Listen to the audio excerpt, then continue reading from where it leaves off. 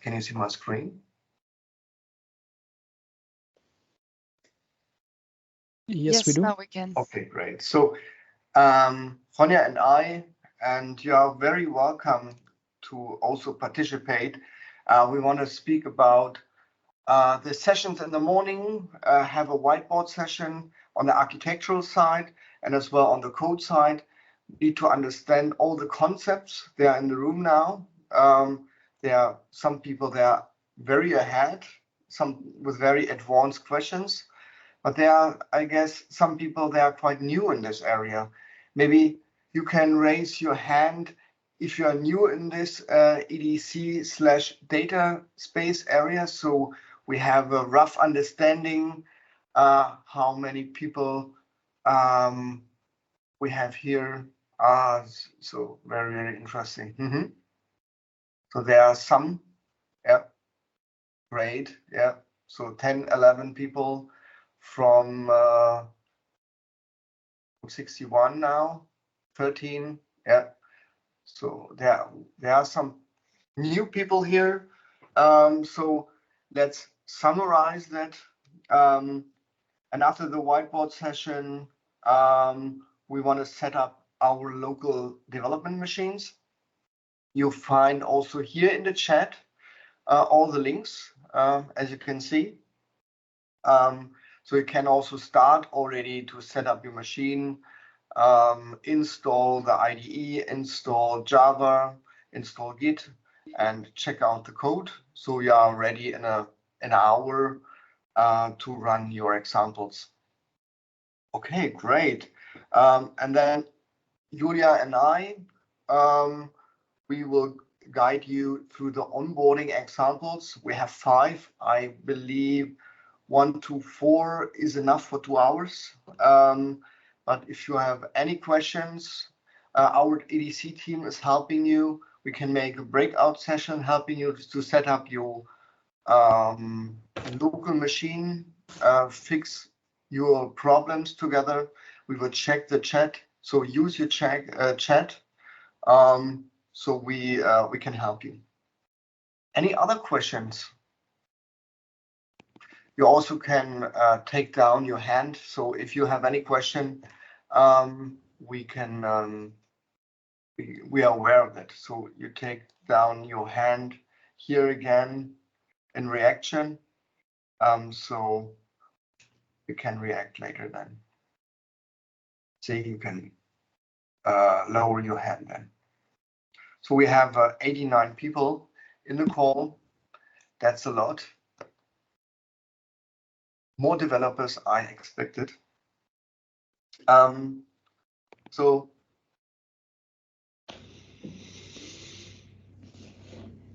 let's check. And let's go to a whiteboard session. So I scribbled a little bit where we are now. What is the base principles? And as you can see here, there's a reference architecture model 3.0. As you can see, I will post this link. You can also read about it by yourself. You find everything in the chat. So this is a reference architect model 3.0. And as Markus Spiegelmann said, we are working now on the 4th version. And I remember, Markus, there was a question, is there already some draft available for the RAM 4.0? Do you know, Markus? Yes. So basically, that was also already answered by Peter. So basically, there is a draft available, of course, but that is now the access is limited to members of the IDS association. Basically, the working groups are formulating what should be and discussing what should be inside the 4th version. So everyone that is a member of IDSA can participate, and of course can also get the links from the IDSA. Great. And here, if you see in the IDS reference architecture, all these important things are described, like what is the data consumer, what is the data provider, and I need to find this picture. Wait a moment.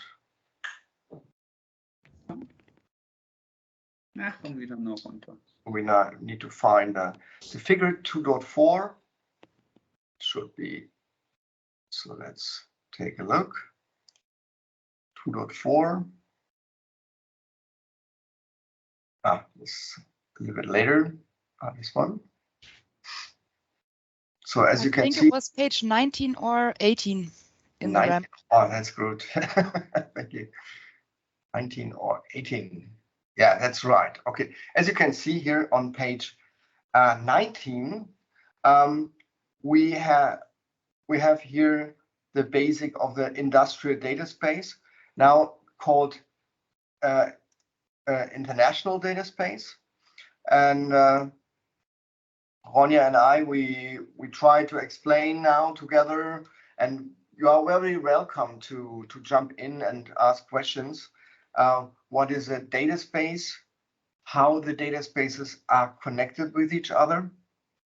And as you can see here, there are different data spaces and different companies. The data spaces and companies are connected with policies. And what we also see quite often, there are different identity directories. They are sometimes in one data space, but we have also outside data spaces. That's, for example, in Gaia-X, third-tier suppliers outside Europe, and they have their own federated server. And this is the key of trust here, to bring everything to one data space here. And Ronja, do you want to add something to that? No, I think that's good for the general overview. And so we're going deeper now. If you go now a little bit deeper in the document, you will see. Hopefully it's there. But you can trust me, it's from here. Yeah, here again. So this describe the roles and the interactions in the industrial data space. So let's try to explain here. Maybe also Stefan van der Wiele is there. I don't know.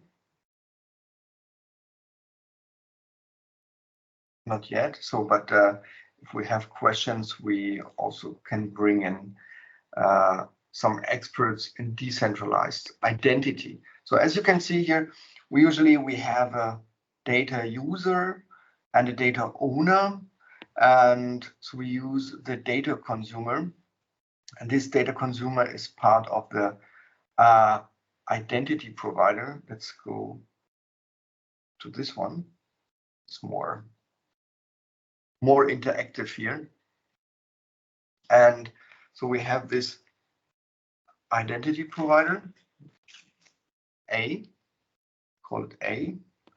And this is now covers the data consumer. And now we have the identity provider B, is a data provider, and they're connected with each other through a central token provider here with a token verification. And here we speak together with JAW, this OAuth, and this is the methods how the data consumer and the data provider is speaking with each other. Ronja, do you want to add something to that? If I missed something. No, I think for the identity part that's covered. So if we're taking this example from the IDS, then our central identity provider would be the dApps. And then both connectors, when having a valid certificate, can retrieve a token from that service and authenticate against each other or all other central services in the IDS. Right. So now, from this concept, the roles and interactions, we go to the basic flow. So that means we have a partner and two partners speaking with each other. So this is this one. And here you also find this in the documentation. I'll give you the link here in a moment. As you can see here, it's on GitHub. You also can read that afterwards if you like. You find that in. Okay, so as you can see here, it's an EDC MVP basic flow. That means we have a centralized identity provider, you know. So maybe Ronja, you can guide me a little bit through this basic flow. Yes, sure. So in this diagram, we basically see the whole flow of a data exchange between two participants, starting with creating the data on the provider side and ending with the consumer accessing the data in their system. And in order to be able to exchange the data via, for example, the IDS protocols, both parties need a connector. So therefore, we have this Eclipse Dataspace Connector on both sides. Mm-hmm. And then on both sides, we also have this asset catalog. So this is basically where both parties can insert the metadata of the data that they want to offer, or can insert the just all the metadata also of requested assets. And then on both sides, we also have this file share, which here serves as an example for data source or data sync. But of course, this could also be, for example, a cloud storage or a REST API or any other system that provides or stores data. And then using this setup, the partners on both sides can use the EDC to configure, so to set up the data offer and then to request the data. Can you use your mouse pointer as you speak, so we can follow a little bit? So is that the question? Yeah, if you can use your mouse pointer or laser, so we know what you're talking about. Yeah, right. It's this is here the partners, the file share. And on both sides, on the consumer side, we need the Eclipse Dataspace Connector. So on the consumer and on the provider side. Yeah, this is this one. Yeah. Right, Ronja? Yes, exactly. And then when both parties have this setup basically in place, then we can start and go through the flow. So of course, if we want to have a data exchange, we need to start on the provider side, because in order for any data to be exchanged, it needs to be present there first. And this is depicted here in the step 1 on the provider side, where it's inserting asset data. So of course, in many real scenarios, the data will already be present somewhere, but here in this example, we're just inserting, for example, a picture into the file share, so that there is some data available in our system that we can then offer. And in the next step, when the data is present, the provider can go and configure the contract offer framework. And when configuring this contract offer framework, this is what Jim mentioned in the morning already, we're creating a contract definition. So we're creating a policy and defining for which assets this may be used. And then in the next step, we're creating the actual assets. So we're inserting metadata about the data that we want to share. So this will include, for example, of course, the location. So the EDC would need to know where the file resides in order to be able to send it to a potential consumer. But it might also contain more metadata like byte size or some additional attributes. So when step 3 is complete on the provider side, we then have the data as well as the metadata and the contract definition in place. And that means we're technically ready on the provider side. So once we have a complete asset with attached contract definition that's valid for it, this asset is viable for being requested by other participants. So now we are on the data transfer here. No, we're still on the upper right side, 3 create the asset. So we're still in the setup phase on the provider side. So where is the setup? Is this a contract offering or the contract negotiation? No, the first 3 steps on the right upper side. So we're inserting Okay, the wow. data, we're configuring the contract offer framework. That's where we add the contract definition. And then in step 3, we're creating the asset. Okay, right. So far, we've only just configured all the information on the provider side that the EDC needs in order to be able to offer that data. Mm-hmm. And then next, we have this optional step number 4 here, where we're registering the contract offers at the broker. So I think one arrow above it still. Ah, yeah. Okay. So we're at this 4th optional step of registering the contract offers.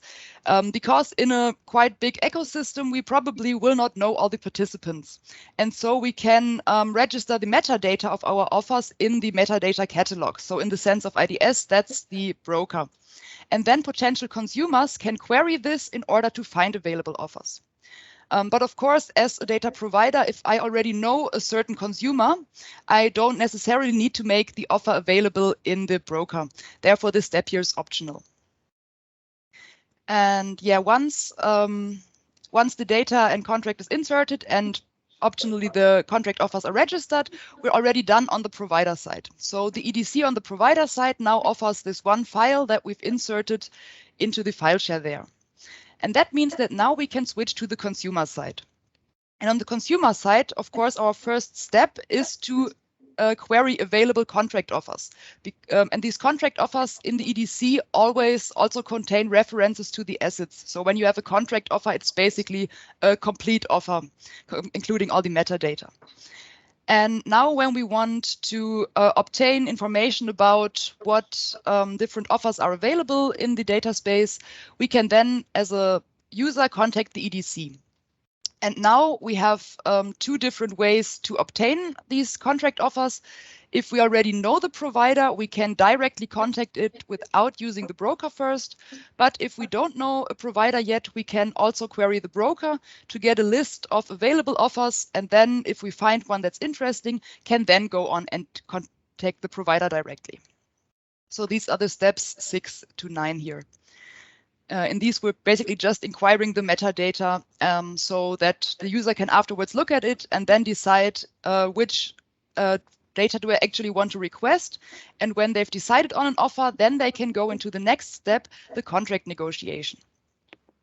So by configuring the contract offer framework, we already added a contract offer on the provider side, but the consumer has not yet accepted the terms of this contract.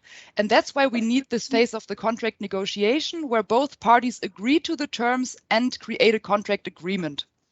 And without this contract agreement, we cannot request any data. The contract negotiation is always triggered on the consumer side. So when a consumer finds an offer that it's interested in, it can contact its own EDC and initiate the negotiation sequence with another connector. And then the consumer connector will contact the other connector and will send an initial contract offer. So currently in the EDC, this contract offer has to be the same as the one initially stated by the provider, otherwise it will be rejected. But here, of course, the idea is that later on, we also have the possibility for counter offers and that within certain limits, a contract can really be negotiated. But for the time being, it's just accepting the same offer and rejecting every other offer. So once that sequence has run through then and the provider has accepted the consumer's offer, it will create a contract agreement and send that to the consumer so that both parties can store this agreement on their sides for later reference. And once this is in place, we can then move on and actually initiate the data transfer on the consumer side. So here we're now going to step 12. And here the consumer will again initiate the transfer sequence using its own EDC, thereby also specifying the agreement ID. And then the consumer will send all the information, so which data is requested, which contract agreement to use to the provider connector. And then we have 2 different scenarios here. So the data could either be pushed by the provider or pulled by the consumer. And in both cases, the consumer first sends the data request message, which holds all information that's required by the provider in order to fulfill this request. And then in both cases, the provider first, of course, has to validate the policies. So is this requesting participant allowed to access my data? Then if this validation passes, it downloads the data. And then depending on whether it's push or pull, either directly pushes the data to a location specified by the consumer, or it sends back that data in the response to the consumer so that the consumer can itself persist it in its, for example, file share then. I have a question, Ronja. You Yes. said the policy validation in what is happen in push and pull, but I only see that on the pull side. Is it something it's automatically in the background happen? Yeah, so I was a little confused that the arrows are only on the bottom part too, but in general, of course, the policies have to be validated every time that data is given out. Right, so the data provider, when it fetches before it fetches data from the backend, it should actually already make sure that the requesting participant is allowed to access that data. Mm-hmm. And of course, then we also have this policy validation on the consumer side, because there might also be restrictions, for example, that, like Jim mentioned, the data may only be stored in Europe. And then, of course, the consumer also has to validate the policies to make sure that their, in this case, file share is located in the EU then. Mm-hmm. Do you know why it's 2 times this policy validation is happen with a pull request? Yeah, so because it has to happen on both sides. So it's always the provider and the consumer that have to enforce these policies. There are just some policies that can be enforced on the provider side. So for example, the requesting participant needs a business level partnership. Then of course it would not be able to access the data. Or maybe the data may only be given out in a certain time frame. And if the data request comes in after that time frame, then of course also the data shouldn't be given out. Mm-hmm. But even if the provider allows returning the data to the consumer, of course, the consumer has to check too if there are policies that have been fulfilled. Like, for example, may only be stored in certain regions. This, of course, in this pull scenario, the provider cannot make sure of on its own. Okay, understood. Thank you. Yeah, and then we're actually also at the end. So after the data has been either pushed to the file share by the provider or uploaded there by the consumer, in both cases, we have the data available on the consumer side so that it can be accessed by the user.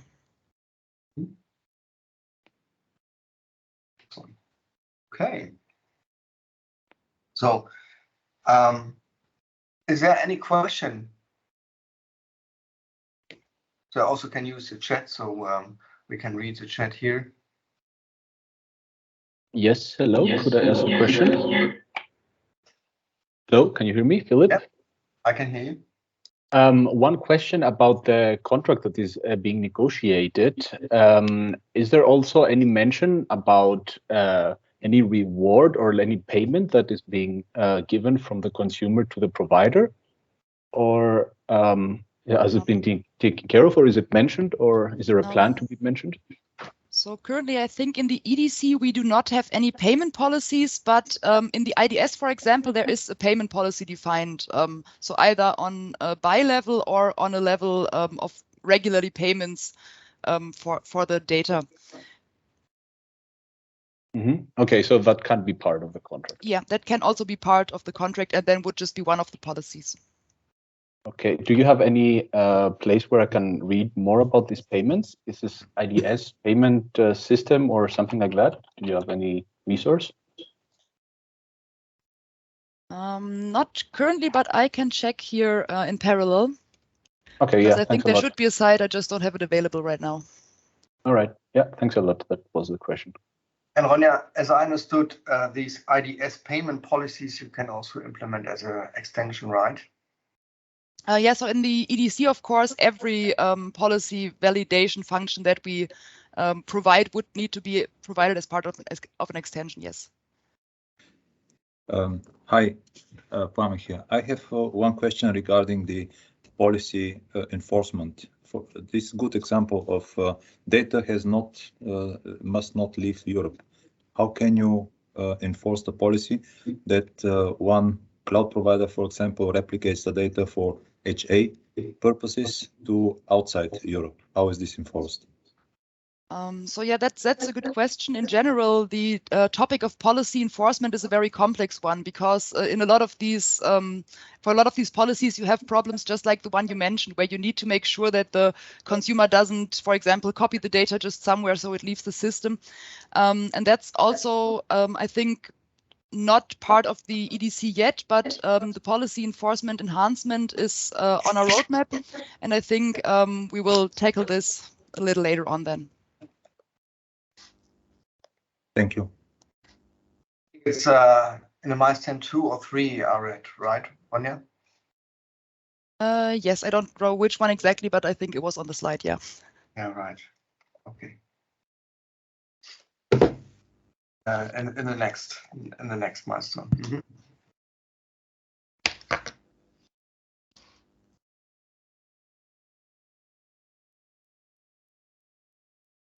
Mm-hmm. Here's a question from Philip. What policies are supported at the moment? As I understood, very basic now, but it's coming now. So I think we have a first extension called IDS policy, which basically just offers 2 functions for determining whether a partner has a certain partnership level and whether a partner is located in the EU. These are currently, I think, not part of the samples, but their first implementation, and more will follow there. Mm-hmm.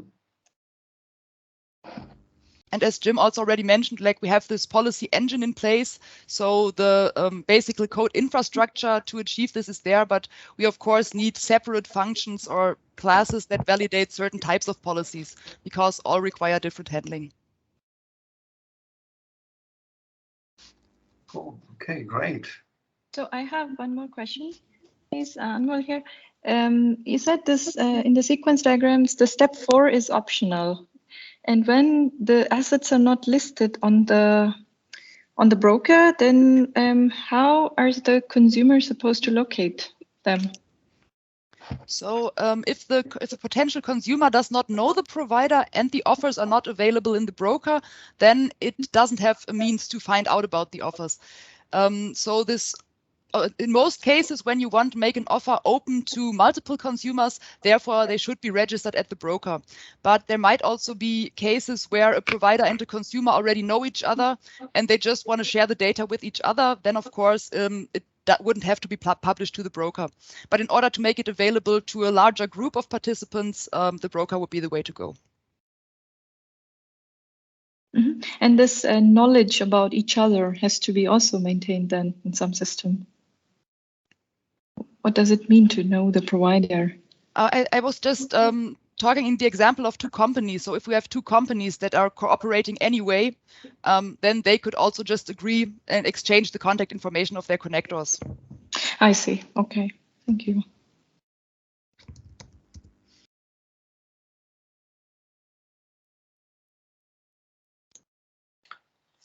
Okay, so we don't have any question yet, but I see some hands. Rajat, do you have a question? Yes, hello. I have a confusion regarding the separation of the dataspace connector, so the Eclipse Dataspace Connector and the backend application of both the consumer and the provider. When I look at the RAM of IDS, I see that inside the Eclipse data or inside the connector, we have there in the architecture of the connector, we have something called the core container, and then we have something called application container, and there is a custom app container. So I wanted to ask whether the backend at the consumer side or provider side is something that should be implemented inside the custom container, custom app container inside the correct connector, or is it a separate entity as we see here? So from the figure that is shown here, I see that file share should be the backend or the source of or sink of the data from both the consumer side and the provider side, and it's something outside the connector itself. So this is my first question. And the second question is the asset catalog. Also, what is that component? So it's not part of the connector and not part of the back end of the both sides. So how is this, where is this component coming from? Okay, then let me answer the first question first. So to this file share as a data source or a backend, they of course don't have to be part of the connector because we want to allow to share data that reside in multiple different sources. So we might, for example, have data in a database or in a cloud system. And of course, all of these sources should be usable with the connector without having to transfer the data inside the connector.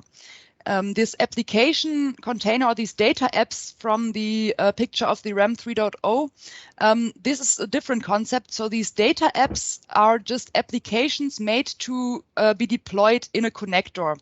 And they are for facilitating data processing workflows. So they could, for example, be a data app that analyzes data, or they could be a data app that anonymizes data.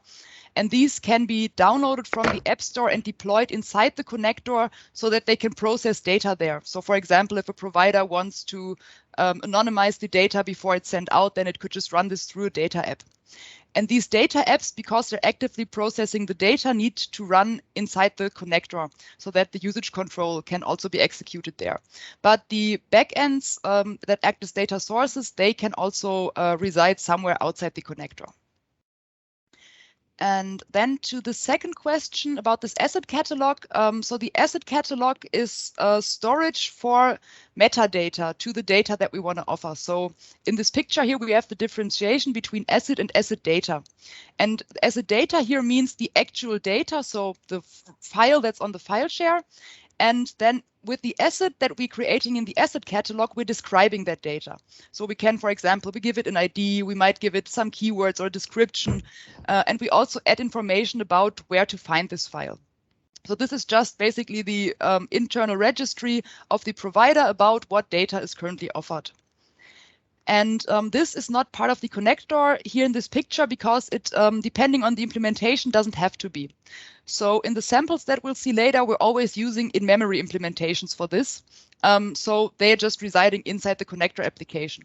But of course, in a company, you might want to have them in a database somewhere, or you might also want to store that information in the cloud. And therefore, this is here outside the connector.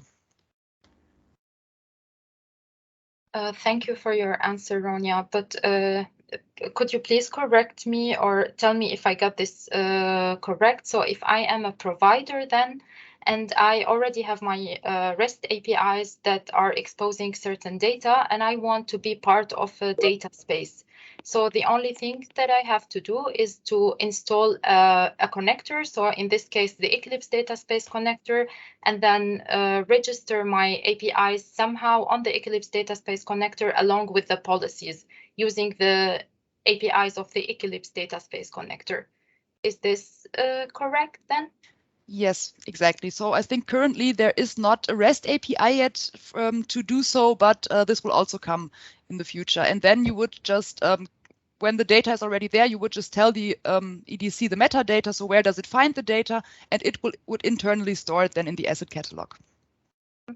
I have also a question regarding the somehow the communication between the provider and the consumer. Let's say that me as a provider, I want to provide certain asset. In my case, it's an access to a certain API to a certain connector that has an ID. And I create an offer and I say the connector that can use my my REST API or can access it, that asset should have this ID. So I'm creating an offer.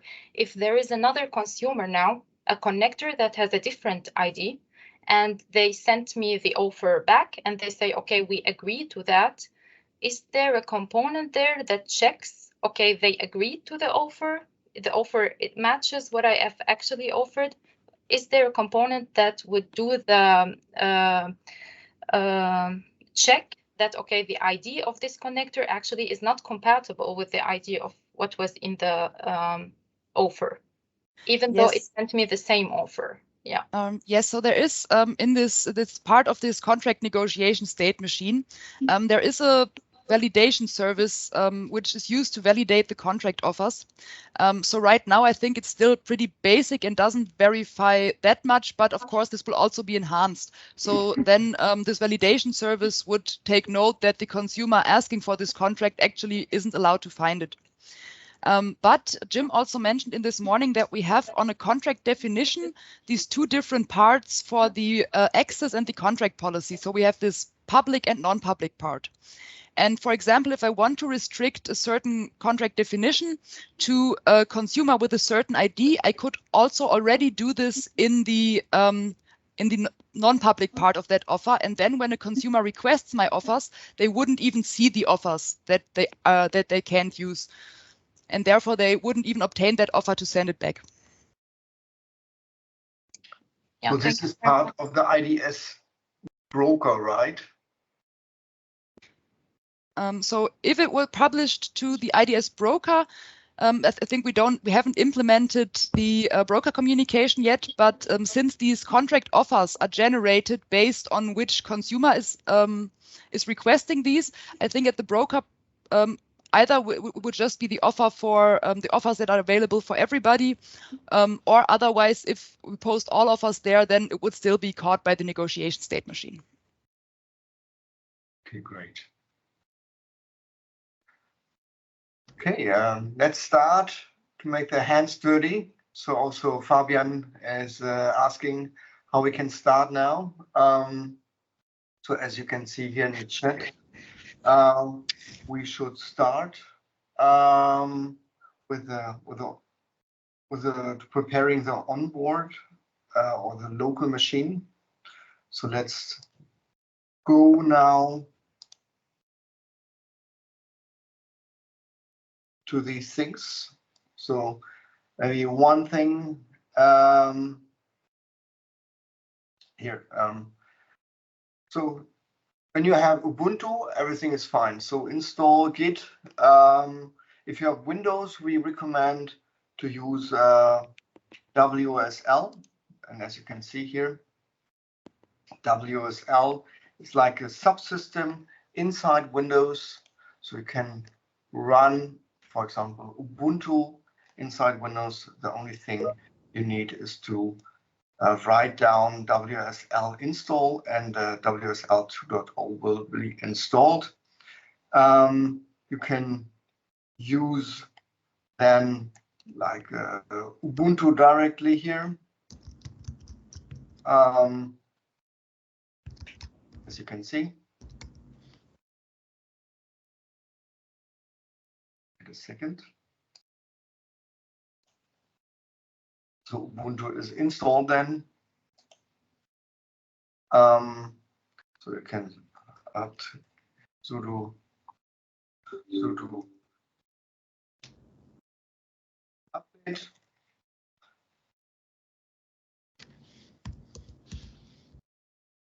So you can update your Ubuntu machine. Another way, and I will show you that as well, is to use the Windows terminal. It's like here. Has more features I wish we can show you later. So also have the possibility to update everything. So we'll show you how you get the Windows terminal. So this is totally up to you. Mac, yeah, there's a question for Mac. You can stay with Mac, install Git and Java 11.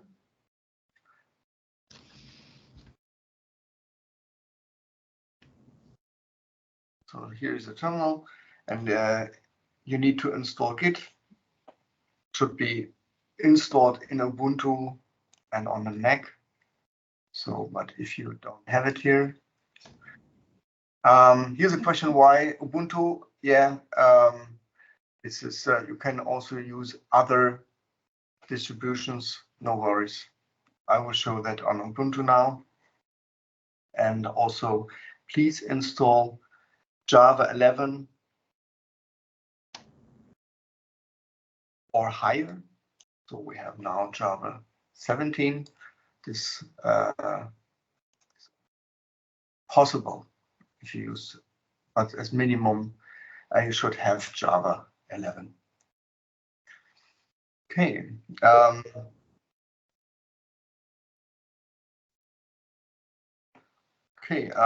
There's also, if you want to use a Java IDE, we recommend to use, for example, JetBrains IntelliJ, or we also can recommend here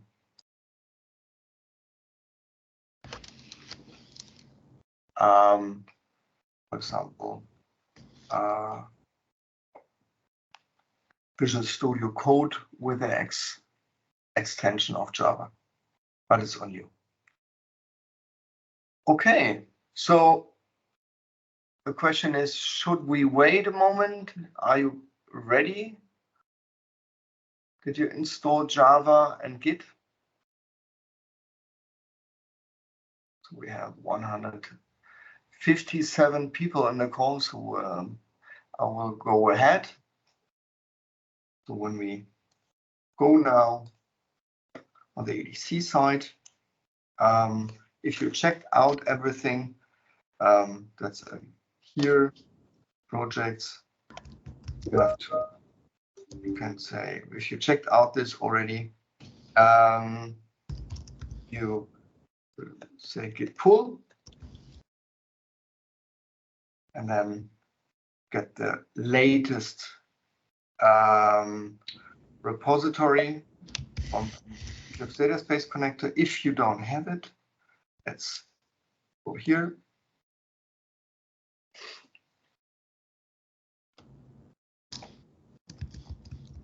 So you see here, you can run this one, as you can see, copy this, and then you can go here. Let's make a new directory and say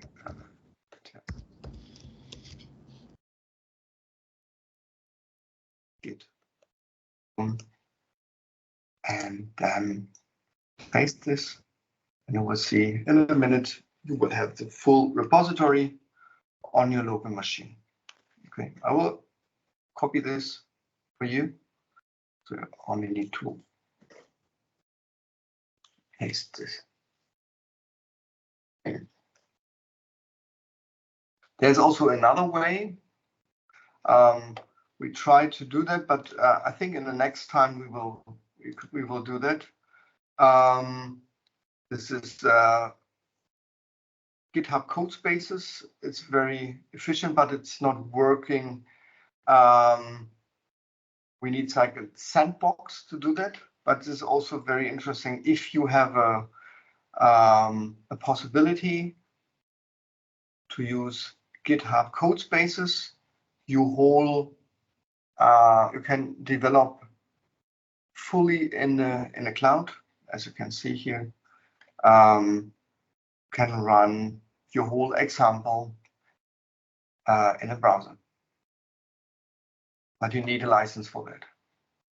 So you have many possibilities to develop in the cloud, as you can see here, or on a local machine. Any question so far?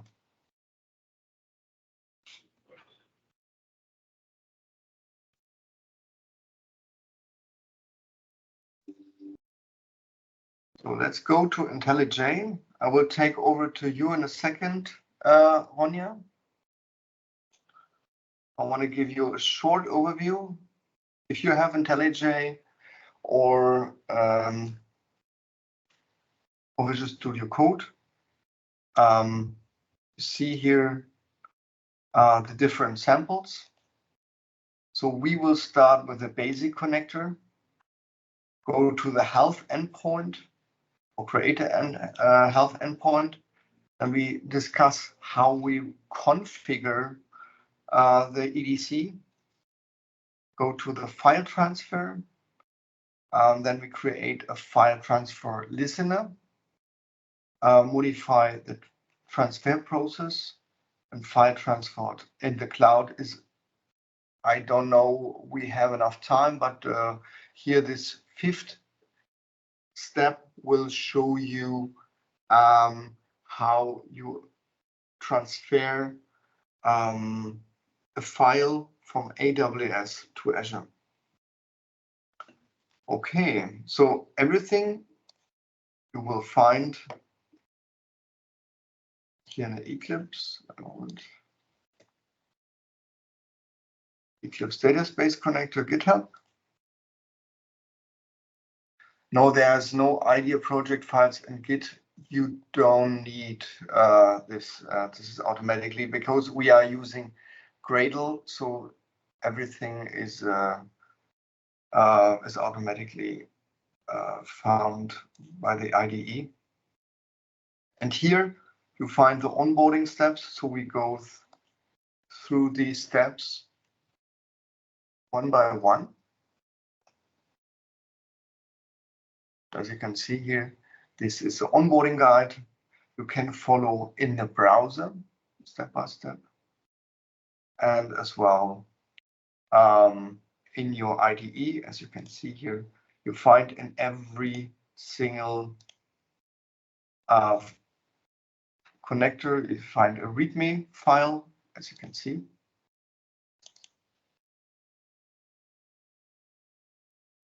And here in this IDE, you can say, I only want to see the preview. So here I will take over to Ronja. Your video is frozen, by the way. Oh, is it? Then let me just try to restart this. Okay, now I don't get any picture anymore. Interesting. Okay, I'll just see if it maybe comes back in a moment. Don't know what the problem here is. No worries. Oh, well, at least the background is there now, just me missing in the middle. All right, okay. Well, maybe I'll appear sooner or later. Okay. Do you want to share your screen and run the first sample connector? Yes. If you're not ready, I can do it. Depends. Yeah. No, I have my virtual machine open. Just let me find the right screen to share. So you should see my IntelliJ now. Perfect. Yeah, we see that. All right. So just like Matthias mentioned just now, in this repository, we have the onboarding guide file, and you can use these links here to navigate to all the respective samples that we're going to run. Oh no, this also. Well, it worked this morning. That's interesting. Matthias, maybe do you want to share too, and I just guide through the sample? Yeah, sure. Yeah, I will do. All right. Don't know what that was. Have not had this before. Yeah, it's a kind of memory leak to the end.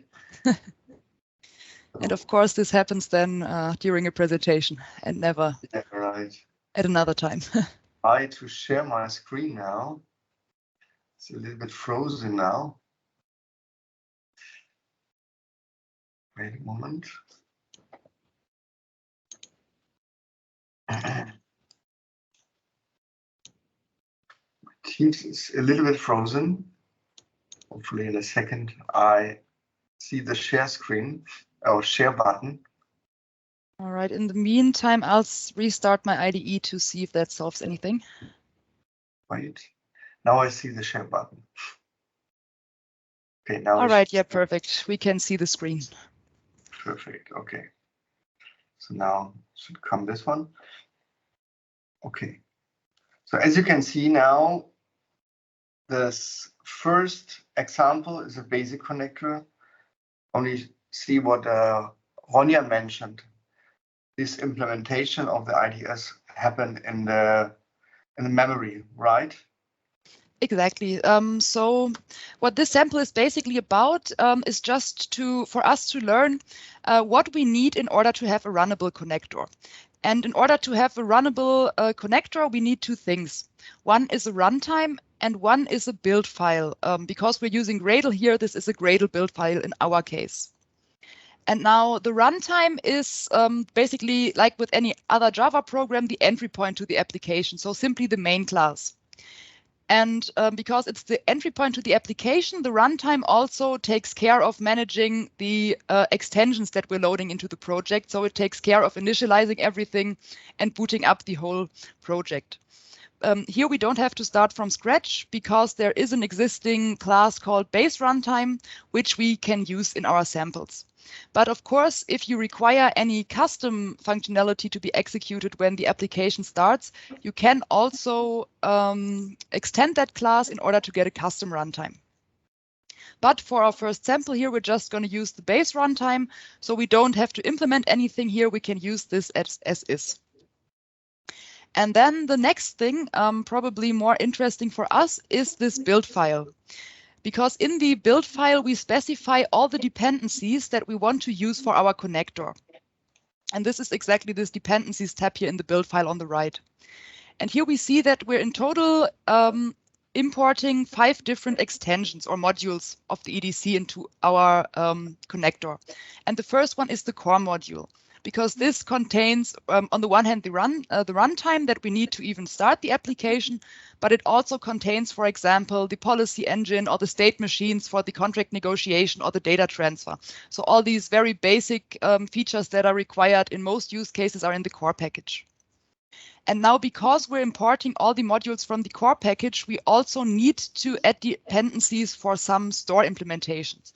Because for assets as well as for contracts, of course, we have to store them somewhere, and we need to store information about ongoing transfers or ongoing contract negotiations. And that's simply why we require these 4 stores for the core modules to start. And since this is a sample and we don't really want to persist anything, especially after the connector shuts down, we're just going to use the in-memory implementation here. These already all exist, so we don't have to implement them. We can just use them as is. And with these dependencies, we have our first build file complete. Here on the line 31, we also see that the main class is set. Since we're using the base runtime that's already existent in the code, we don't have to change this here.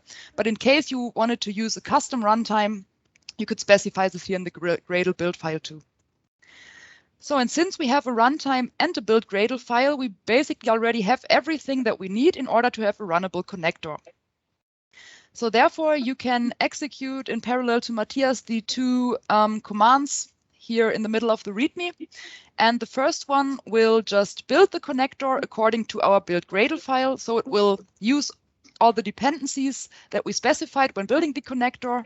And then in the next step, we can just use our Java installation to run it. So this typically takes a moment, especially if you haven't built it before, but shouldn't be more than a minute. Yeah, right. So as you also can see here, and additional to these 3 dependencies, more and more dependencies like a contract definition are coming into this implementation, right, Ronja? Yeah, so these contract definitions, for example, this is all part of the core module. So this managing of contracts, so the contract definition store, but then also the negotiation managers, these are all already part of the core feature. And then later on, if we wanted to use different store implementations, we could also use, for example, an Azure-backed store instead of the memory implementation here. Yeah, great. Any questions so far? Hello, here's Fabian.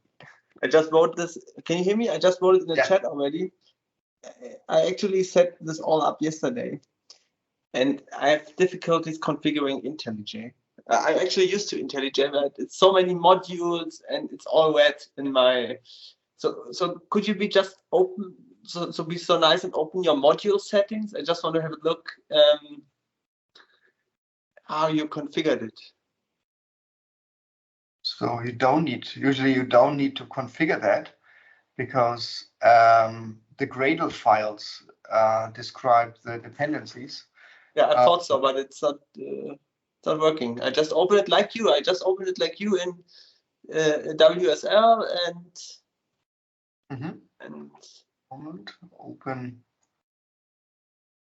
open. You say open, and as you can see here, I point to my Linux. You see? Yes, I did the same. And the Linux, and then everything is loaded automatically. And you need to wait a moment on all the dependencies. 24 hours. Oh. Okay. Can you just right-click on Dataspace Connector on the left pane and on module settings? Just 30 seconds. This one? No, on just close this and on the left side where Dataspace Connector, just down a little bit in the project lane. Yeah. Yeah, on the main on the first item, Dataspace Connector. Yes. And right-click. In a moment. My AE is a little bit busy now. Maybe a hint. I don't know. When I have also IntelliJ, and when I fetched the project, I pulled the project from GitHub, and IntelliJ, I imported the project as a Gradle module. I don't know whether this is the right. Project I created from existing sources, and I think there is some IntelliJ is asking you whether it's Maven, Gradle, or whatsoever project. And actually, my Gradle integration is working fine. Everything builds, but it's just in the IDE. It's already underlined. Okay.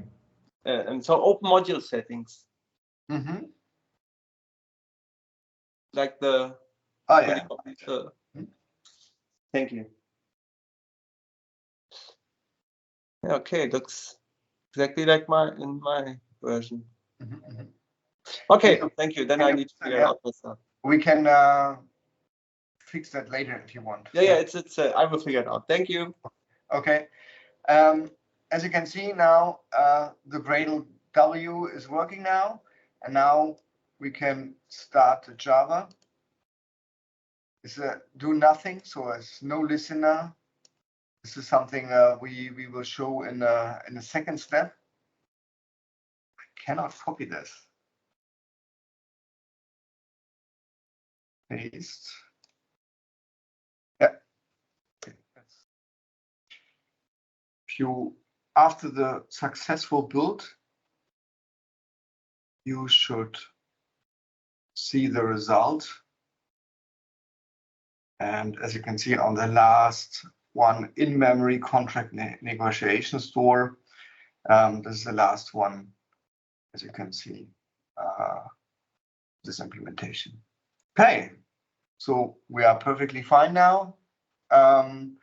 We are done with the first example.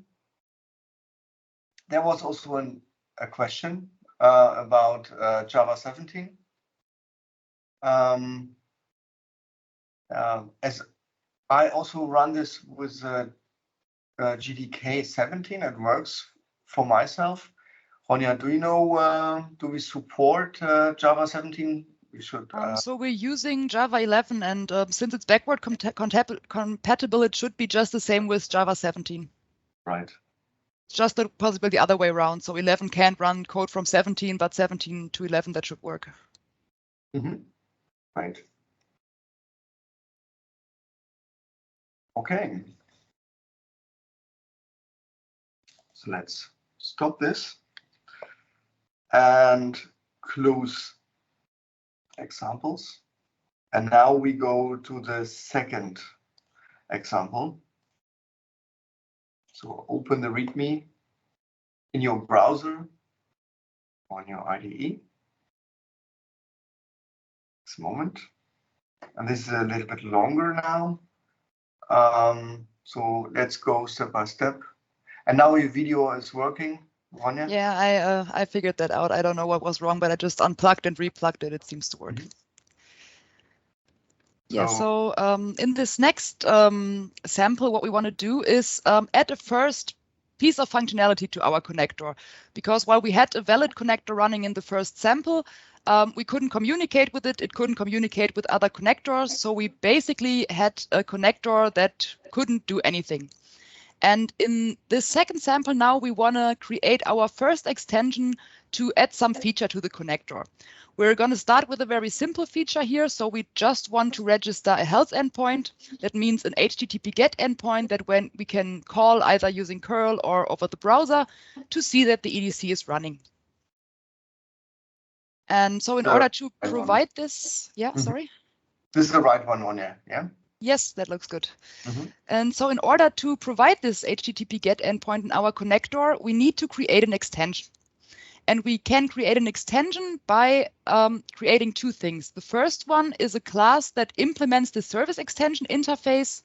And then next to that, we need a so-called plugin file in the resources directory of our module that will be used by the service locator to find the extensions at start to boot them. But this is really just a simple file. So let's first take a look at the service extension. This is the class already open here. So the first thing that we see on this extension class is the requires annotation at the top. So it's telling us it requires an instance of web service.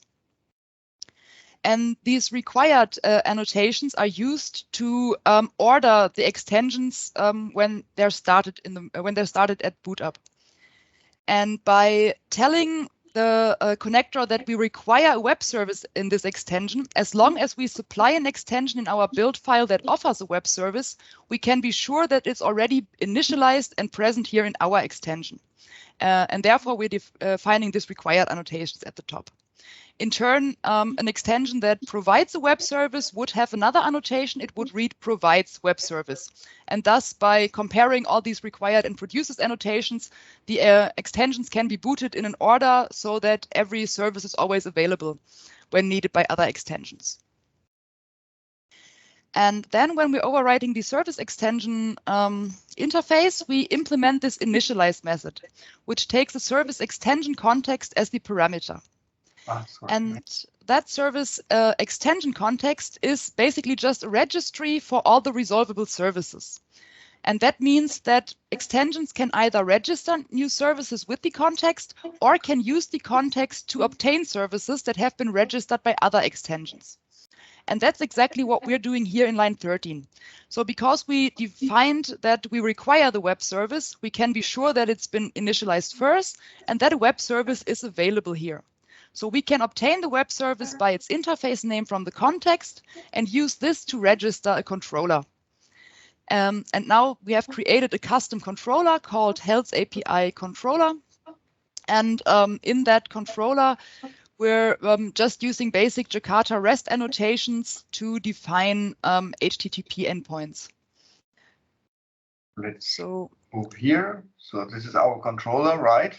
Exactly. So that's in our controller, and it's also a pretty short Java class, as we see. And we're just using these annotations to define how the HTTP endpoint should look. So if we're looking at line 22 and below, there we have defined the actual endpoint. And we're using this get annotation to specify that we need to use the HTTP get method to call the endpoint. And by using the path annotation, we're specifying a path. Here it will be /health, under which we can call that endpoint. And now when that endpoint is called, the connector simply logs that it's received a health request and returns a simple static message. So from the endpoint side, this is pretty simple. And since we, in our extension, registered this controller with the web service now, it will be picked up automatically and the endpoint will be exposed once we run and start this, once we build and run the sample. Good. I have a question. Regarding the health endpoint extension. I think you mentioned the web service, for example, would also have a provides annotation. If that sample would be, well, let's say, correct or complete, shouldn't the health endpoint extension not also provide, have this annotation provides health endpoint, something like that? So if we defined that in our extension, we would also need to register a complete web service there. And because, of course, a web service is quite complex because it needs to process these controllers and really spin up the endpoints and then serve requests, we're not going to do this as part of a sample. So if you're interested in this extension, it should be under, I think, extensions HTTP. So in this extension directory, there is an HTTP folder, and in there is the extension that actually defines the REST service. So I think it's the Jersey folder, but I'm not entirely sure. But I think it should, if you open the source folder and then main Java, there is the Jersey extension there in the middle. And that one, I think, if you click on it, should have the provides annotation for the web service class. So here we're just using an existing extension, but here you can see at the top just how this with the provides and requires is used. So this extension, because it provides such a REST service, so it spins up a service that can serve endpoints based on controllers. It declares in line 11 that it provides this web service. And now when this extension and our custom health API extension are loaded, they will be ordered so that the Jersey extension is loaded before our extension, so that the web service has been initialized. We can also take a look at the build Gradle file from our sample, because in this build Gradle file, so from the sample 2, there should also then be the reference to the HTTP extension. So we see here, yeah, we have 2 things added as opposed to the first sample. So we, of course, have the core dependency and the 4 stores again, but this time we're adding this HTTP extension as well as a dependency on Jakarta, which is just the external library that we're using for these annotations to define the controllers. And so by adding these 2 things then to the build Gradle file, we can just assume that the web service already exists and can build our first controller and register it with this existing service. So the build is successful now from example 2. We can now run this Java example, the connector health. Run this here, paste this.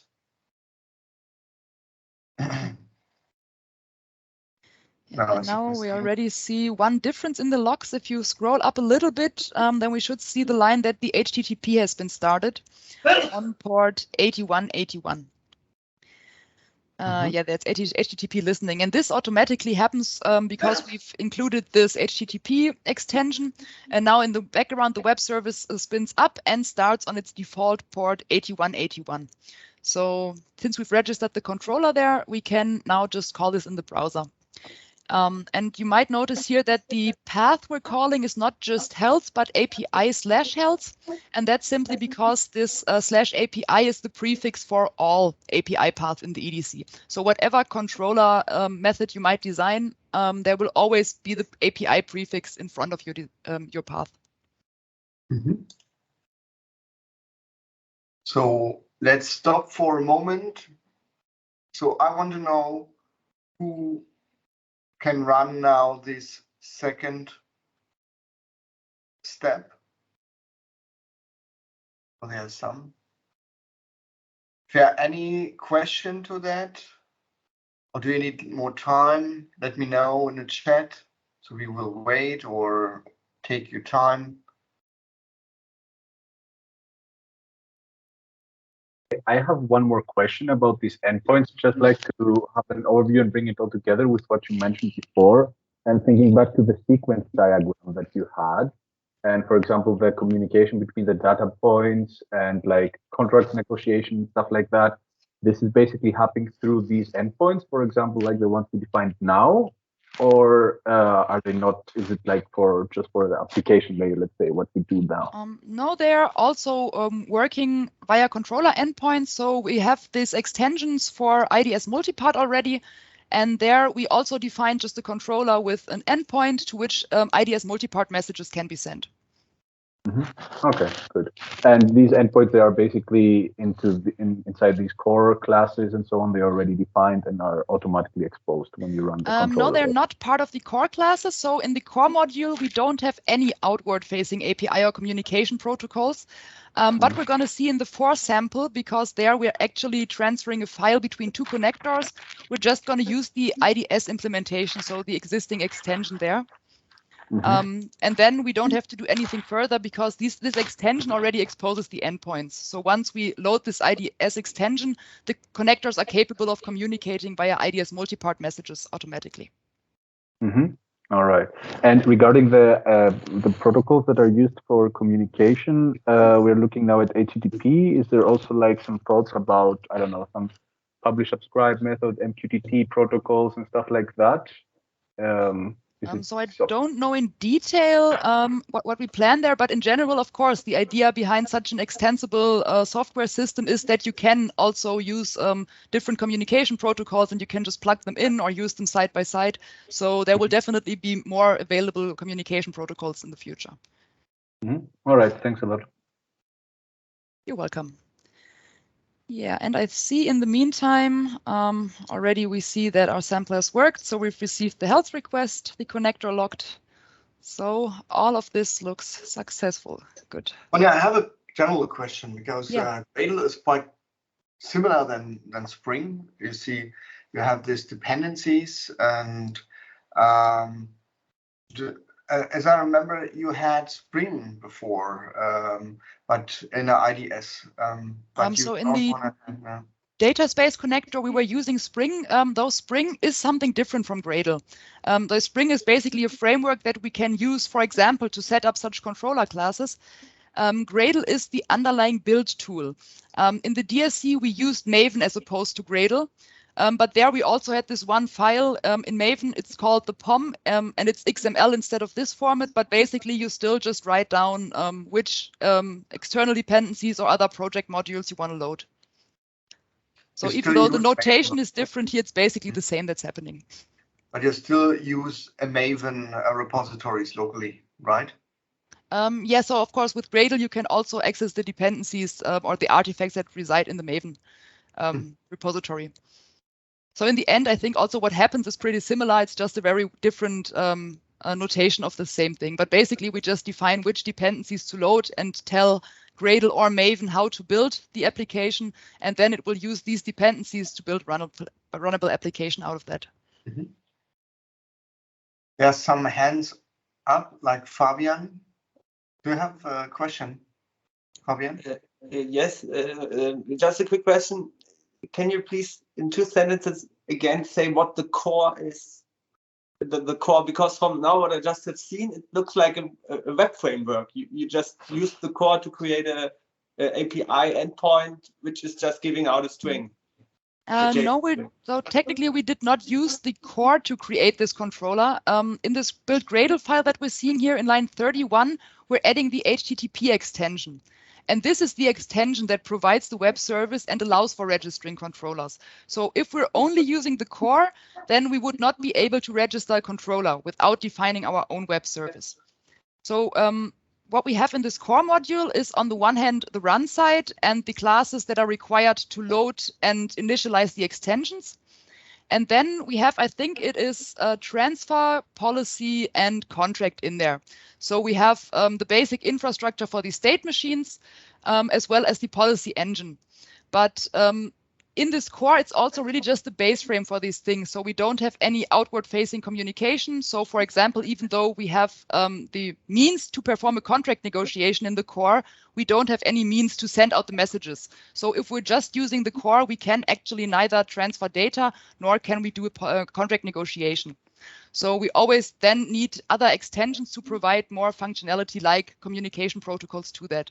So it's some kind of, maybe not exactly, but some kind of virtual runtime environment for all EDC compliant software pieces. Yeah, maybe something along these lines. So because you have the code in there that loads all the extensions and spins up the context, which is used to run the EDC, and it has the basic code infrastructure for these typical operations like contract negotiation or data transfer. Okay, thank you. You're welcome.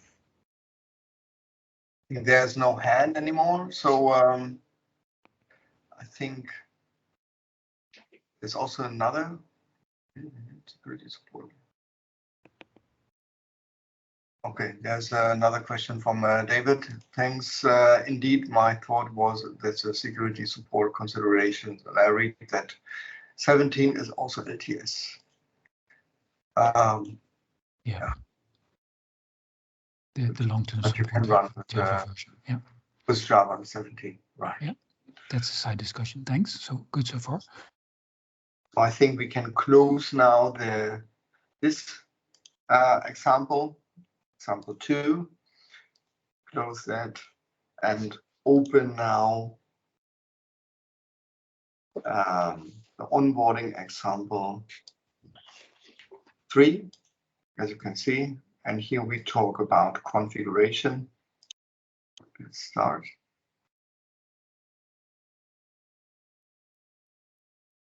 Please. So shut down the connector. Otherwise, it's blocking maybe your ports. Okay, stop now your connector. Okay, so let's go ahead. How to configure a EDC? Exactly. So now in the previous sample, we've learned how to write our first extension. So in general, I mean, it was a very simple sample, but in general, we've seen how we can add functionality to the connector. But now if we imagine, for example, that we want to change the log message that our controller logs when a health request is received, we would actually have to go back into the code and adjust it, rebuild the project, and then run it again. And of course, that is a very tedious and also not elegant way to do so. And that's why in this sample, we want to see how we can use configuration properties that we supply to the connector at application start. So there are already some configurable properties present in the EDC, like, for example, the port. So we've integrated this HTTP extension in the previous sample, and the EDC just started on the port 8181. But this is something that we can configure via a setting. And of course, for certain things like, for example, the port, which might change between deployments or where you're pretty sure they might be subject to change, it makes, of course, sense to make them configurable so that you don't necessarily have to rebuild the project if you want to use a different value for a certain setting. And this is what we're going to do in this sample now. So in the EDC, there is another extension called configuration extension. So we've just seen the service extension interfaces and implemented our first extension there. And then we have this configuration extension, which is separate from the service extension because it gets loaded very early on. Because a configuration extension should provide configuration parameters that should be used by the rest of the extensions. And therefore, of course, it needs to be loaded very early on so that these configuration values are available. And in this sample now, we're going to use the file system configuration extension, which is already in place and which we can just use as an extension in our build Gradle file, as shown here in the line 28. And once we've integrated this in the sample, we can already build and run the sample once. Other than that, if you take a look at the build Gradle file, we've changed nothing about the rest of the configuration. So we are still using the same stores and the same extensions, with exception for this file system configuration. Take some time until everything is built. Yeah, in the meantime, I just saw there was a question about a Bootstrap class loader responsible for loading the extensions. Yes, there is. So you can find this in the base runtime. Matthias, could you maybe open the core directory again? Right. And then it should be in the boot directory. And I think in there is something like in the source folder, there should be a system runtime directory. So for those of you who are interested, we're not going to go into deep here in these samples now, but you can take a look at this base runtime class because what this does is locate all the service extensions that are in the build Gradle file, load the respective classes, order them, initialize, and start them. So if you take a look at this base runtime and just click through the code, you can just see how this works in the EDC. You can debug through step by step, right? That, of course, you could do too. Okay, now it's done. So let's start this this one. Let's paste this.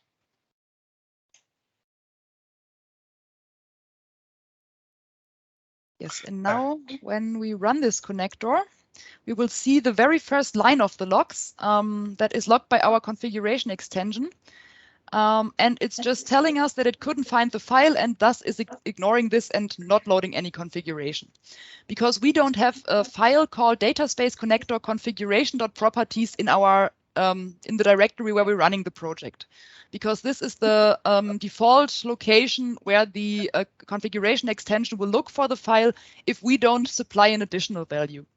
But first of all, in order for the configuration to take any effect, we need to create a configuration file. And for this, you can just use these two commands here, the make directory and touch. But of course, you don't have to use the etc folder. You could do this anywhere in the system where it fits you. Because we can override the path, we can adjust it to custom path too. Here, P, and then TMP. I think the P is missing behind the dash. My temp folder, and then inside the temp folder, what I have like a EDC is a EDC. Let's go there and touch TMP EDC slash this one.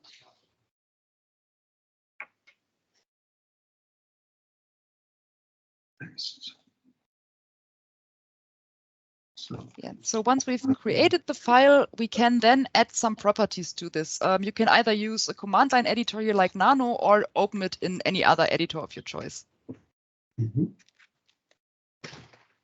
Let's open this here. Some bad experience with VI inside Eclipse. Yeah, IntelliJ, I would say. So you also can do this one, like code TMP slash EDC slash config. You can also open that Visual Studio Code from Linux. The Visual Studio Code will open.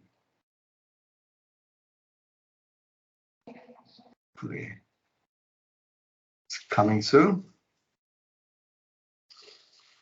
It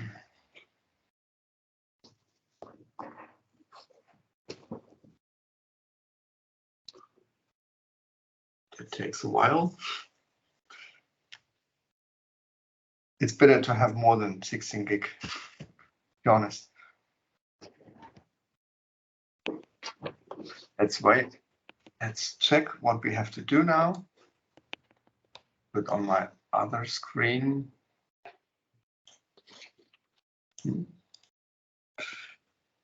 So second last, let's reconfigure the Jetty web server to listen to port 9999 instead 8888.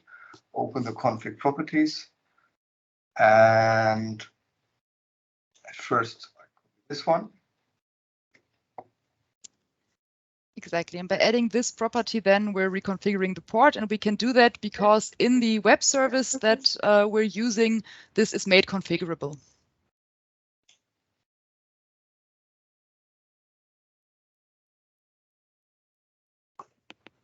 This is the first thing.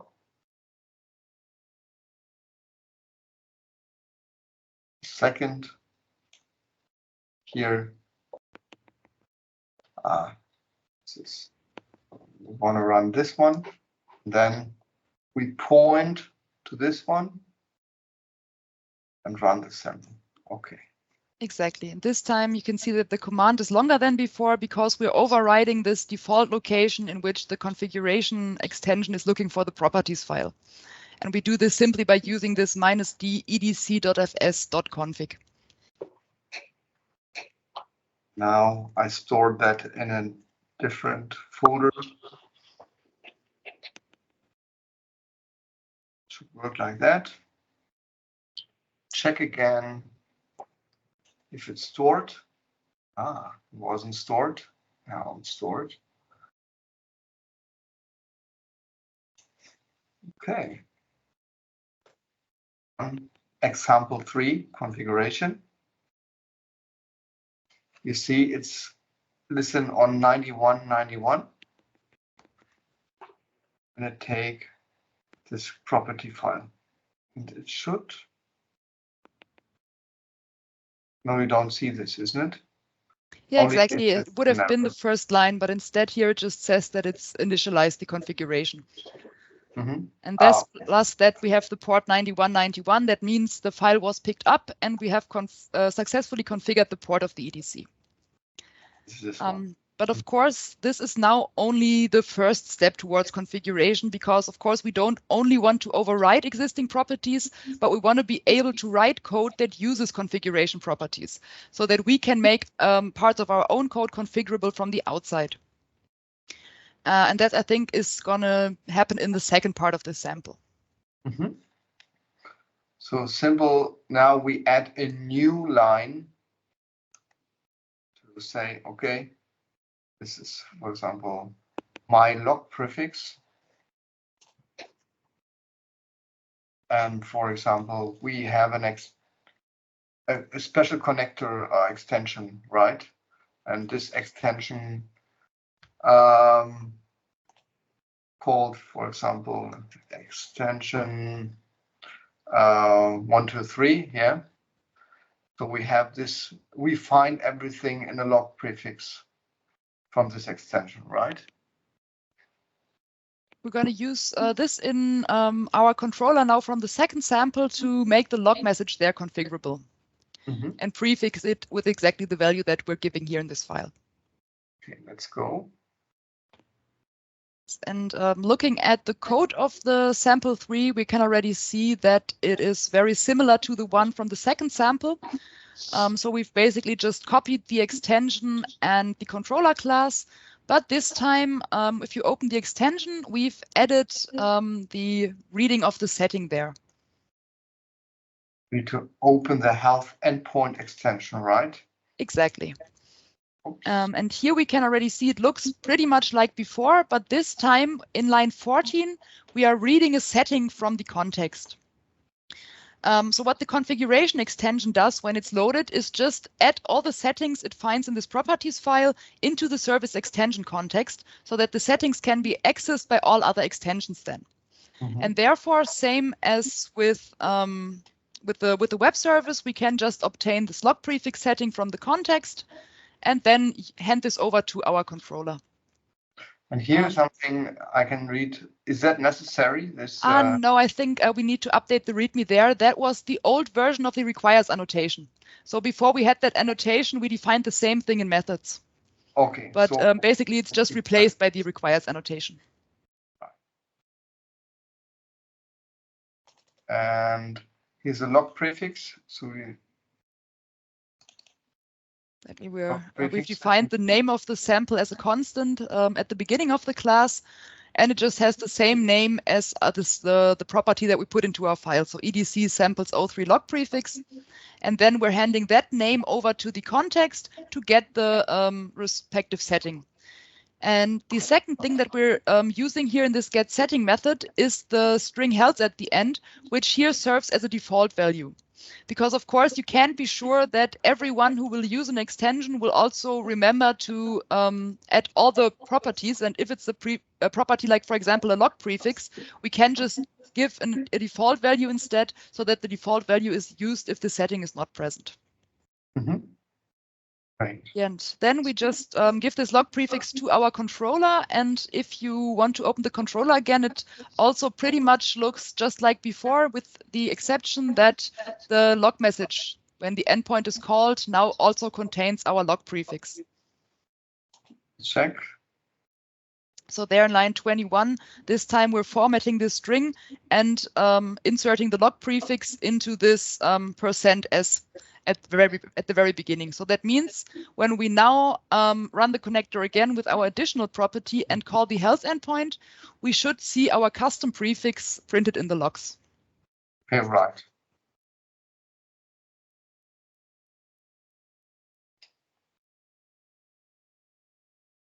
We need to. So basically, we just need to run the connector again, just like before.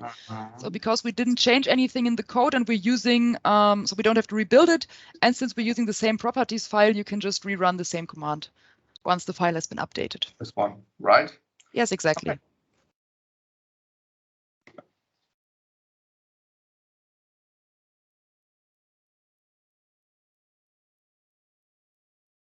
9191.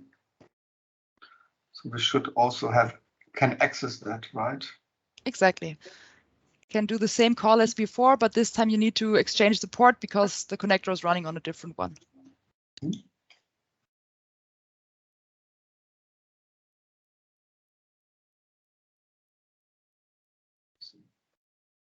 And here,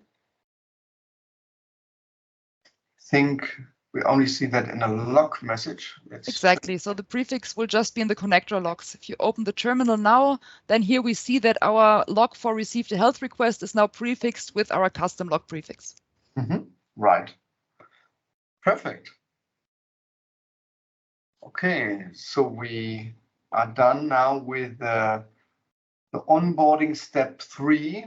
Any questions so far? There's a question from Manuel. How should be the property EDC-FS config specified in the Windows terminal? So I think it's actually just the same, but of course you have to use the backslashes in the path because the Windows path is different. But I think I ran this under Windows and I think the property should just be the same. I think if we go there, let's check this. Should be, there's just a log prefix, right? So I think what we are talking about is the configuration when we start that. Wait a moment. Is this one right? We are, for example, in a C. I think you need like that, right? Or slash. Yeah, I'm not sure if it's 1 or 2 slashes currently. I think slashes you need. But let me check. I remember. Oh no, I only used relative path. I just see when I was on Windows, I just used the relative path. So, okay. But it would definitely have to be a backslash, at least 1 or maybe 2. But remember when you use backslashes sometimes, maybe in a property file, you need 2 backslashes. But try out both 1 backslash or 2 backslashes.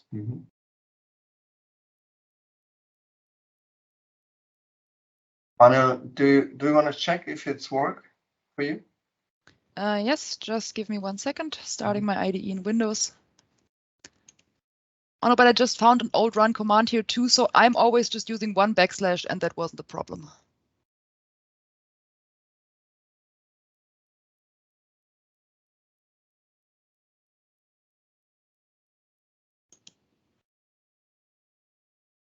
So there's also a question from Carlos about the configuration, and Andrea answered the question already.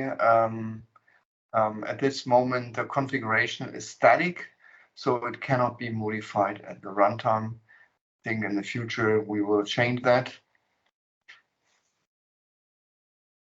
And I think we organized via pull request. If you have improvements, you can create a pull request and helping us to improve the EDC if you have missing features.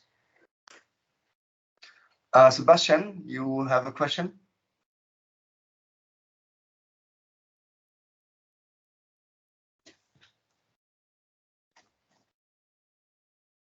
Not yet. So, Kirsten, I think you have a question? It's Fabian. Fabian, Yes. Sorry. No problem. Just Sorry. maybe it's too technical, but I'm just interested how those extensions, you load them on runtime. How do you implement it on a low level? Is it reflection? Do you scan so how does the core know what extensions are available?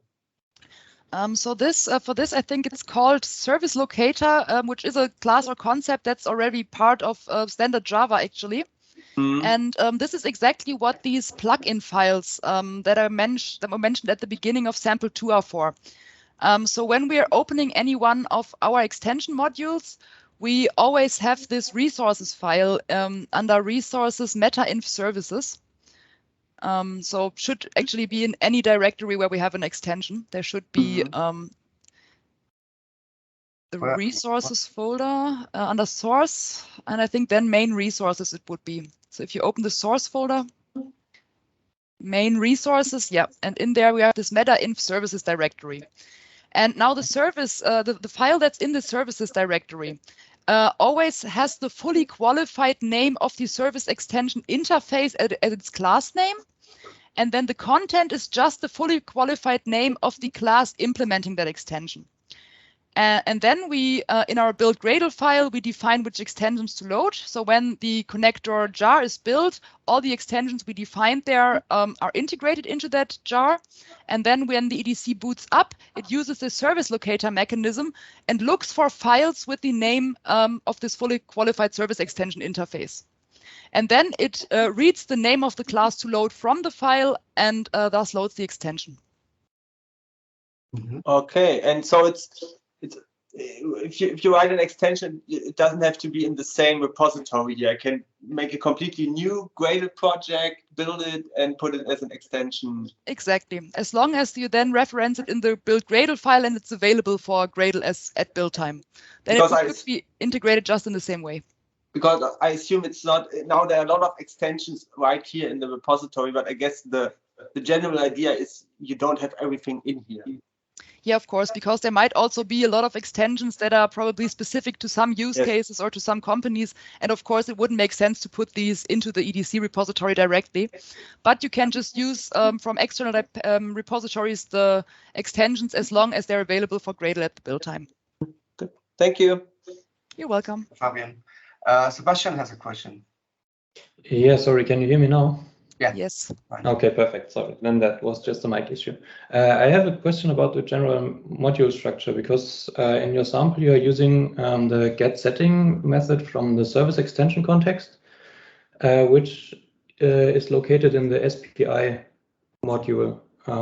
But implemented it is like in the extension. So what will happen if you don't bundle any extension that implements the required interface in your build Gradle? So how is it meant to work? What do you exactly mean if you don't specify it in the Gradle build file? Yeah, I think there's no default implementation of that get setting method anywhere in the service provider interfaces. Oh, okay, okay. So it's just implemented in the extensions. How are things working if you just forget it in your build Gradle file? So I mean, if you forget something in your build Gradle file that's crucial for your extensions to spin up, then it would probably crash in some point. Now, of course, when you're writing an extension, you should typically, if you expect some exception to occur, should then throw an EDC exception within that extension, and then the runtime can notice that. And but of course, then the extension wouldn't be able to start correctly if you require that setting and can't use a default value, for example. Yeah, because I was just asking because the service extension context that is injected is part of the SPI, so I'm not sure what the get setting method will do if you don't load the extension that is implementing it. Or did I just miss the get setting method? I think the service extension context, though, that is also always part, because that's part of the core module. So you will always have that implementation available, because this is crucial to how extensions are loaded and how extensions can also share services with each other. And therefore, the service extension is always created first, even before the extensions are loaded. And then the same instance of that context is handed to all the extensions upon initialization, but that's all part of the core module. Okay, perfect. Then I just missed that. Thank you. You're welcome. Okay, great. There's also a question from Sachin. No, there was an answer already, I think, from Andrea. An extension that reads a config file from a HTTP endpoint could be implemented. Okay, so there's a lot of ongoing questions and answers. It's difficult to follow everything. Great.